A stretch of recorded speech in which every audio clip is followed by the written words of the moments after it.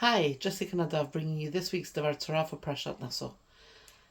Now, I'm sorry this is going to be a very short Devar Torah, but we've just come back from London from a beautiful event. We've just done a bar mitzvah for an 86-year-old army veteran. Absolutely beautiful. He'd never had a bar mitzvah before. So it was very, very special, but it's past midnight and I'm pretty exhausted.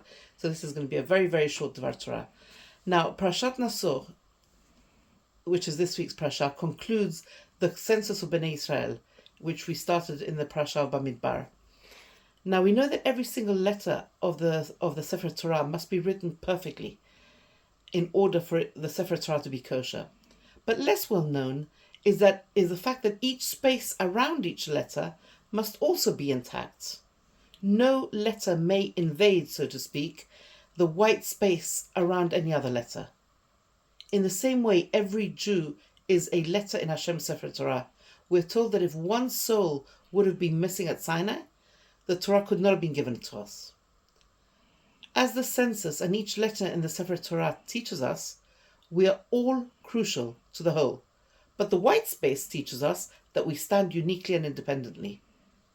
We are, each one of us, one, but we also stand as one.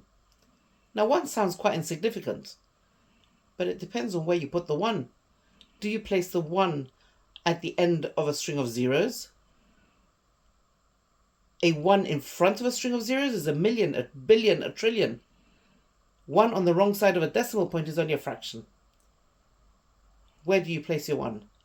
That's the important question for this week. Place your one on the left-hand side of a string of zeros and not on the right-hand side of the decimal point. Shabbat Shalom.